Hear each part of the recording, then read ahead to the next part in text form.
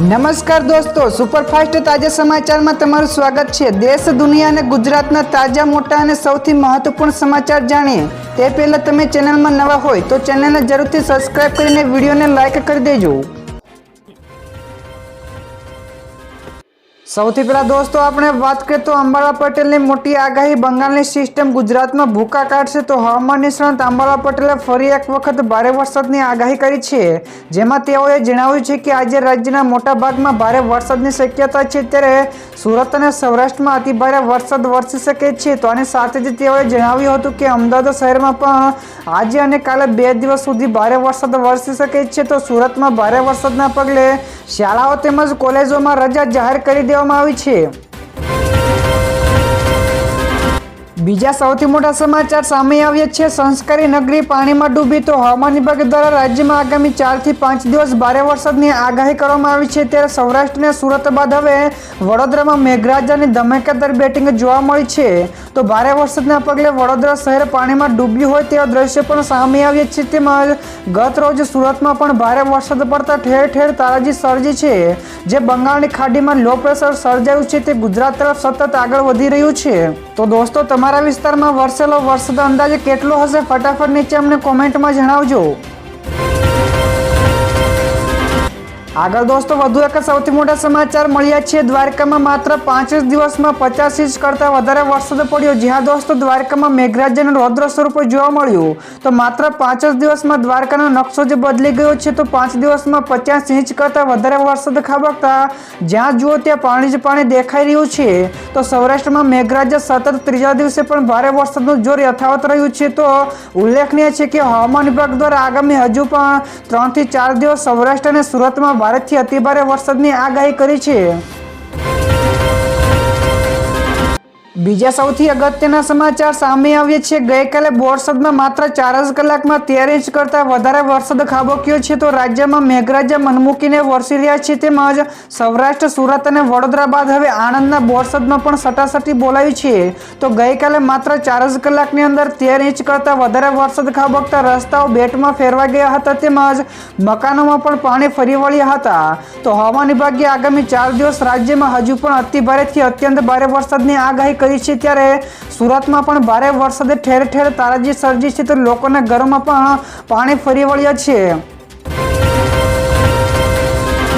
બીજા સૌથી મહત્વપૂર્ણ સમાચાર સામે આવ્યા છે। કાંકરાપાડા ડેમ થયો ઓવરફ્લો। તો આખા વિસ્તારને કરાયું એલર્ટ। તો સુરત અને તાપી જિલ્લામાં મેઘરાજાની ધબધબાટી બાદ ચોરે તરફ જળબંબાકારની સ્થિતિ જોવા મળી છે।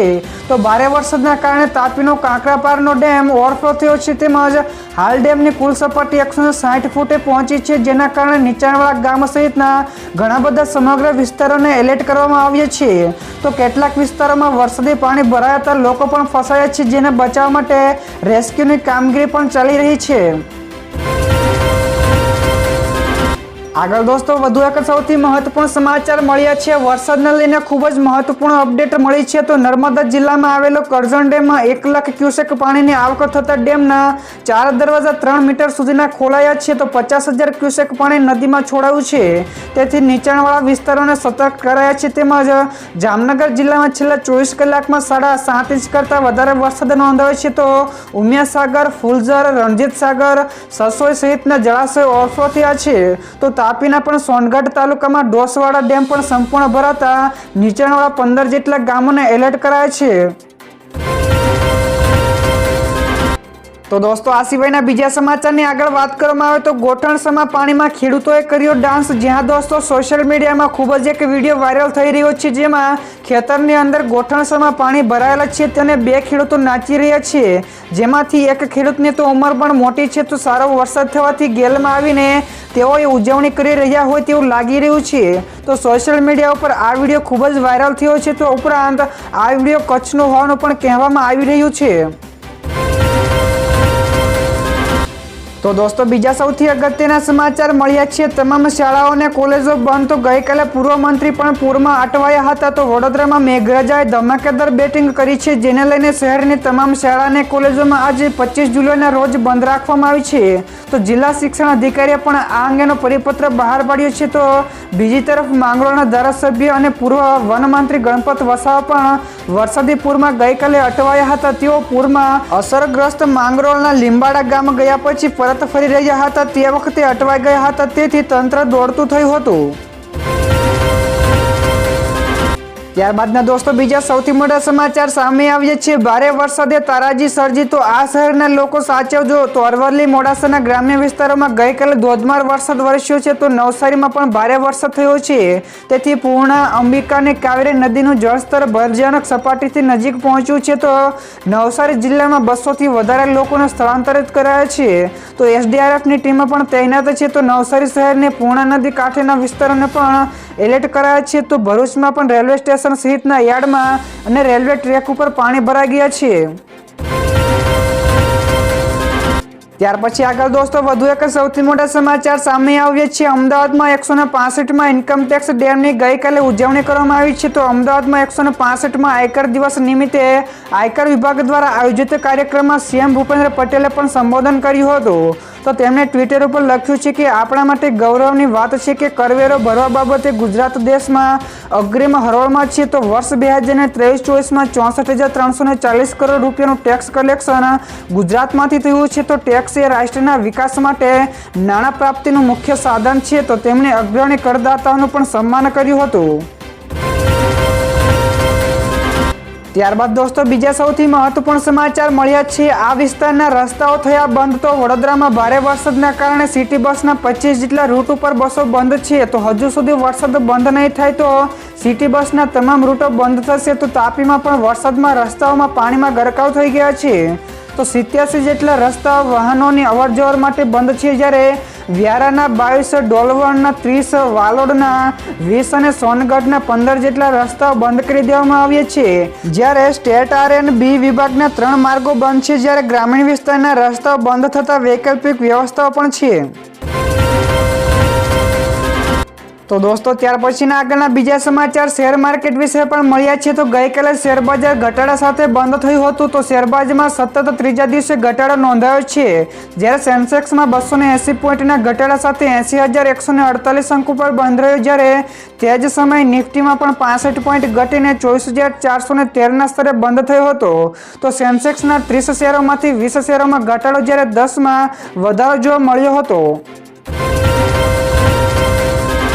ત્યારબાદના દોસ્તો આગળના બીજા સૌથી મોટા સમાચાર મળ્યા છે. સાવધાન, સુરતવાસીઓ માટે મોટા સમાચાર. તો સુરતમાં છેલ્લા 4 થી 5 દિવસથી સતત ધોધમાર વરસાદ વરસી રહ્યો છે, જેના કારણે ખાડી પણ ઓવરફ્લો થઈ છે. તો પાણી પણ બ્રેક મારી રહ્યું છે. તો આ પાણી રસ્તાઓ અને લોકોના ઘરોમાં ફરી વળ્યા છે. તો હાલ જનજીવન ઉપર માઠી અસર જોવા મળી રહી છે. તો મનપા દ્વારા ચેતવણી પણ આપવામાં આવી છે કે પાણીનું સ્તર હજુ પણ વધશે, તેથી તમામ લોકોને સાવધાન રહેવાનું કહ્યું છે. તો દોસ્તો ઉલ્લેખનીય છે કે હજુ પણ 4 થી 5 દિવસ અતિભારે વરસાદની હવામાન વિભાગ દ્વારા આગાહી કરી છે. ત્યાર પછી ફટાફટ દોસ્તો આગળના બીજા સૌથી મહત્વપૂર્ણ સમાચાર મળ્યા છે. સોનું 4,000 અને ચાંદી ₹3,600 સસ્તું થયું છે. તો બજેટમાં સોના અને ચાંદીની કસ્ટમ ડ્યુટી એટલે કે ઇમ્પોર્ટ ટેક્સમાં ઘટાડો બાદ સોનું ₹4,000 અને ચાંદી ₹3,600 સસ્તું થયું છે. તો બજેટના બીજા દિવસે એટલે કે ગઈકાલે 24મી જુલાઈ સોનું ₹408 ઘટીને ₹69,194 થયું છે, જ્યારે ગઈકાલે ₹36નો ઘટાડો નોંધાયો છે. તો ચાંદી પણ ₹22 ઘટીને ₹84,897 પ્રતિ કિલોગ્રામ ઉપર આવી ગઈ છે. તો ગઈકાલે ચાંદીમાં પણ ₹36નો ઘટાડો જોવા મળ્યો હતો. તો દોસ્તો ત્યાર પછીના બીજા સૌથી મોટા સમાચાર સામે આવ્યા છે. કચ્છમાં મેઘો મુશળધાર. તો પ્રાણીઓ પણ તણાયા હોવાનો વિડીયો સામે આવ્યો છે. તો છેલ્લા કચ્છમાં પણ 2 દિવસથી વરસાદ ધબધબાટી બોલાવી રહ્યો છે. તો અવિરત પડી રહેલા વરસાદને લીધે તારાજી સર્જી છે. તો ભારે વરસાદથી અનેક ગામો સંપર્ક વિહોણા પણ બન્યા છે. તો વહીવટી તંત્ર દ્વારા પાણીના પ્રવાહમાં ફસાયેલા લોકોનું પણ રેસ્ક્યુ કરવામાં આવ્યું છે. તો કચ્છના અબડાસામાં જળબંબાકારની સ્થિતિ સર્જાઈ છે, જેમાં કચ્છમાં ગઈકાલે રાત્રે સુધીમાં પડેલા સાર્વત્રિક વરસાદથી જિલ્લાના અનેક સ્થળે જળમગ્ન પણ સ્થિતિ નિર્માણ પામી છે. ત્યાર પછી ઝડપથી આગળના બીજા સૌથી મોટા સમાચાર 1000 કરોડના સાયબર ફ્રોડનો પર્દાફાશ. તો સીઆઈડીએ 1000 કરોડના સાયબર ફ્રોડનો પર્દાફાશ કર્યો છે. તો આ ગેંગ કથિત રીત હજારો કરોડ રૂપિયાના અનેક કૌભાંડોનો સંડોવાયેલી છે. તો સોશિયલ મીડિયા પ્લેટફોર્મ દ્વારા લોકો સાથે પૈસાની છેતરપિંડી કરી હતી. તો આ ગેંગના 2 માસ્ટરમાઇન્ડ પશ્ચિમ બંગાળના સીઆઈડી દ્વારા દિલ્હી અને હરિયાણામાંથી ઝડપાયા છે. તો ગઈકાલે કોર્ટમાં રજૂ કરાયા બાદ બંનેને 12 દિવસ માટે સીઆઈડી કસ્ટડીમાં મોકલી દેવામાં આવ્યા છે. બીજા સૌથી અગત્યના સમાચાર સામે આવ્યા છે. ભારતે ચીનને પછાડીને બાંગ્લાદેશના પોર્ટના કર્યા કરારો. જ્યાં દોસ્તો ચીનને પછાડીને ભારતે મોંગલા પોર્ટના ટર્મિનલ ઓપરેશન માટે બાંગ્લાદેશ સાથે કરારો કર્યા છે. તો આ રીતે ભારત હિન્દ મહાસાગરમાં ચીનનો સામનો કરી શકશે. તો ચીનને પણ આ બંદર ઉપર નજર હતી, પરંતુ ભારત જીત્યું. તો આ ત્રીજું વિદેશી બંદર છે જેના ઓપરેશનની જવાબદારી ભારતને આપવામાં આવી છે. તો આ બંદર ભારતને ઉત્તર પૂર્વીય રાજ્યો સાથે કનેક્ટિવિટી વધારવામાં મદદ પણ કરશે.